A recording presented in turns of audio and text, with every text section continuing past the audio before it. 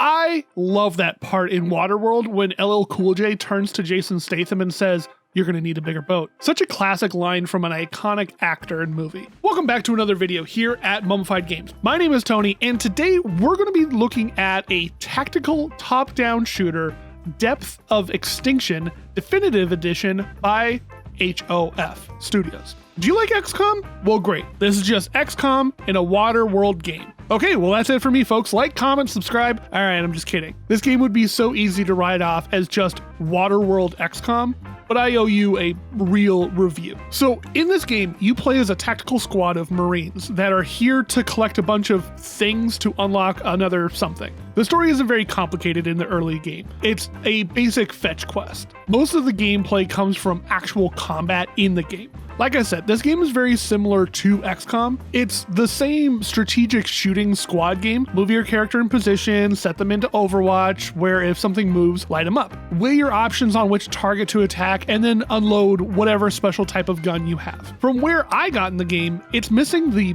base building aspect of the game, as well as the tech research that was in XCOM. And so from where I got in the game, it's missing that little bit of fun. But I could be wrong. Maybe that comes in after a while. At the start of the game, the art style was very off-putting, and the story felt a little ham-fisted. So you follow some soldiers walking into a place that has a machine of some sort, and it's explained to one of the rookies that since they're short-staffed, they're rushed ahead in their training. They run into a robot that can't identify itself. Weird. The robot gives a warning to the team about collecting things to unlock the other thing, and then 3 big beefy robots come in and kill the first robot, and your team hightails it out of there. The team explains this to some scientist, and they explain, okay, well, I guess there's nothing to do but to get out there and go find the other things.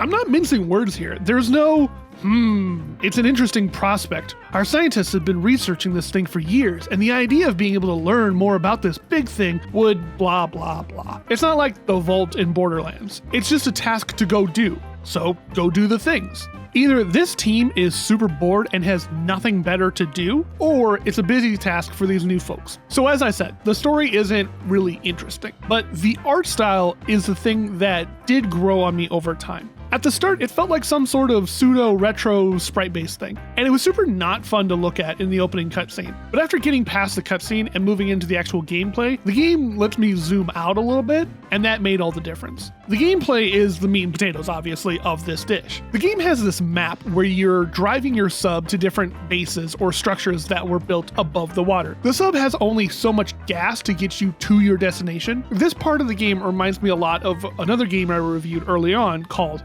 Onward, where you would need to stop off and fight things, gather supplies, and move on down the road. But unlike Onward, that gives you sort of a line that you need to follow due west with the occasional branching paths, this game gives you a wide spider web of locations you can visit on your way from the start to the goal you have. The game has a lot of move your squad around the map, shooting bad guys, collecting items, save hostages, investigate terminals, hide and cover, and make your way around these little maps. It's good. The levels you're given aren't hard to get through, at least to the point where I was playing. Run through the levels, collect and kill things, and slowly your mercenaries will level up and gain special skills. Sort of like the classes in a role-playing game. Assault, sniper, rogue, heavy weapons, things like this. And each one has their own special skills and attributes that come with selecting that skill at level 2. One thing I love about this game is the clarity in its math for your shot accuracy calculations. They may still be whatever numbers that don't have any validity,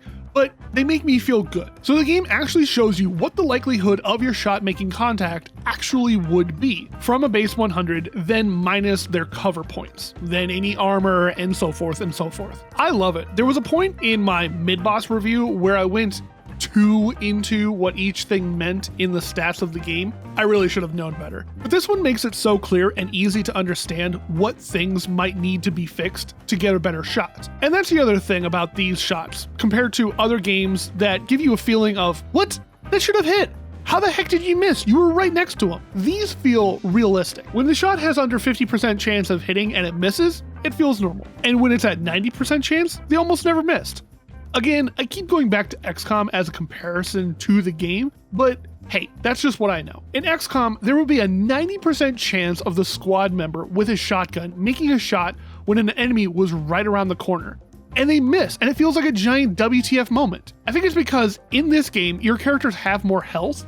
In XCOM, you have about like 4 to start off, and you have to be super careful about your shots. I saw the recording got to an hour, and without hesitation, I thought, nope, one more. It's a fun game, and I highly recommend checking it out. Links to the store page in the description, along with a link to the Tumblr I just created for this show that has all the videos posted in order, along with the full scripts that were typed up for those who need it. I'm only mentioning this now because I recently made the Tumblr and wanted to give it a shout out. But anyway, that's this review. If you played this game, tell me what your thoughts were about it. What were some things you liked about it? If you haven't played this one, are there any other strategy-based shooters like this in the bundle for racial justice? Or are there any other games you want to tell me about?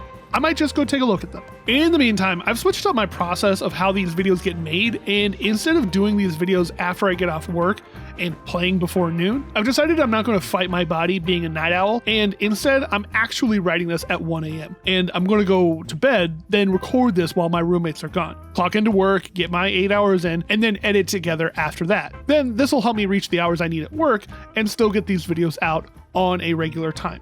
Not that anybody cares about that, it's all a bit rambly at this point. All you need to worry about is doing the YouTube dance. Like, sub, bell, tell someone you know about the show, comment your thoughts about the videos down below. And as always, friends, keep digging and we'll make it out sometime. See you in the next one.